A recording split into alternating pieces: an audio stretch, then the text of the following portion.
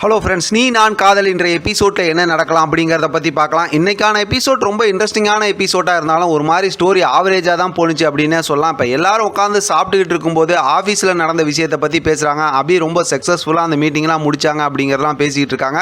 இதெல்லாம் சொல்லி அபியை பாராட்டிக்கிட்டு இருக்காங்க. இந்த பக்கத்து மென்டல் குரூப் இருக்காங்களா, சுந்தரியும் முரளியும் வந்து அதை நினச்சி அப்படியே அதிர்ச்சியில் இருக்கிறாங்க. என்னடா இப்படி நடந்துருச்சு அப்படின்னு சொல்லிட்டு இப்போ எல்லாரும் சாப்பிட்டுக்கிட்டு இருக்கோம். பார்த்தா அணுவும் சாப்பிட வராங்க. அணு வந்து ப்ரெக்னெண்ட்டாக இருக்காங்க அப்படிங்கிற மாதிரி சொல்லி, அதாவது சுந்தரி வந்து அபி வந்து செம்மையாக வெறுப்பேற்றிக்கிட்டு இருக்காங்க. ஆஸ்பத்திரி போயிட்டு வந்த விஷயம்லாம் கேட்டுட்டு இருக்கிறதுனால. ஆனாலும் பார்த்தோம் அப்படின்னாக்கா அதுக்கப்புறம் அதை கேட்டுட்டு சரி இதை கண்டுபிடிக்கணும் அப்படிங்கிற மாதிரி சுந்தரி யோசனையோடு அங்கேருந்து கிளம்பி போயிடுறாங்க. இப்போ பார்த்தா அபி சாப்பிடாமல் போய் உட்காந்துருக்கிறதுனால ராகவ் வந்து அபிகிட்ட வந்து அதாவது ஆஃபீஸில் நடந்த விஷயம்லாம் சந்தோஷமாக பேசி நீ சாப்பிடலேன்னு சொல்லிட்டு எந்திரிச்சு போகிறாங்க. சாப்பாடு எடுத்துகிட்டு போகிறத முரளி பார்த்துடுறாங்க.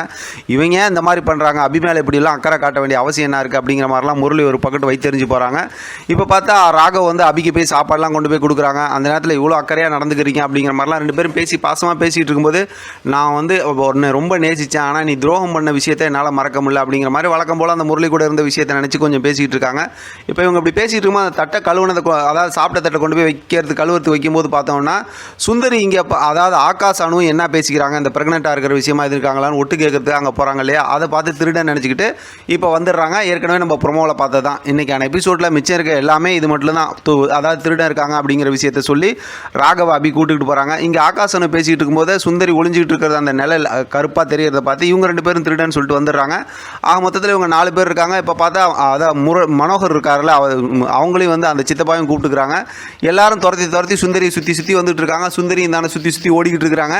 ஒரு கட்டத்தில் பார்த்தா சுந்தரி போய் அங்கே கார்டனில் போய் ஒளிஞ்சிக்கிறாங்க. ஆஹா யாரும் காணாமா அப்படின்னு சொல்லிட்டு அதோட பார்த்தா இன்றைக்கான எபிசோட் முடிச்சிருக்காங்க.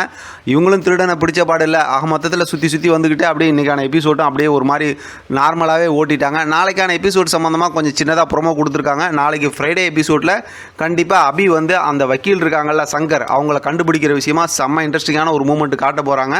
அது சம்மந்தமாக நம்ம அடுத்த ப்ரோமோவில் கொஞ்சம் டீட்டெயிலாக பேசலாம். இதை பற்றின உங்களோட கருத்து கமெண்ட் பாக்ஸில் தெரியப்படுத்துங்க. தொடர்ந்து ஆதரவு கொடுங்க. தேங்க்யூ ஃப்ரெண்ட், தேங்க்ஸ் ஃபார் வாட்சிங்.